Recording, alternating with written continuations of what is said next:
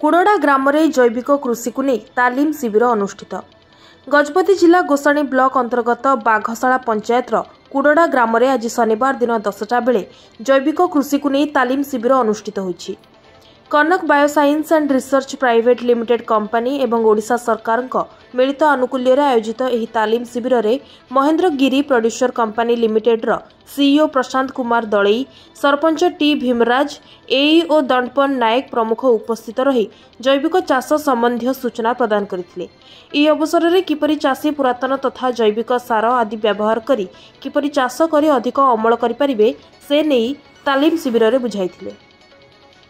Agriculture overseer बागशाला वर्तमान आमे एठी 100 जन चाषी मान को नहीं 100 हेक्टर एक दक्षता तालीम शिविर करथिलु, जोटा कि आमे कैपेसिटी बिल्डिंग ट्रेनिंग बोली कहउछु। एठरे चाषी भाई मान को आमे मागणा रे धान बिहन बासुमती धान जोगेइतिलु एवं से माने मध्ये बहुत भल प्रकार चाष बास करचंदी। तांको औषध मध्ये मागणा दिया हेछि। आगामी दिन रे किछि अर्थ देबार मध्ये योजना अछि एवं ए सब प्रथा को आपणाई चाषी भाई माने आगामी दिन रे ए प्रणाली की आपणाए बोली आम मान पारे प्रतिश्रुति देते। धन्यवाद।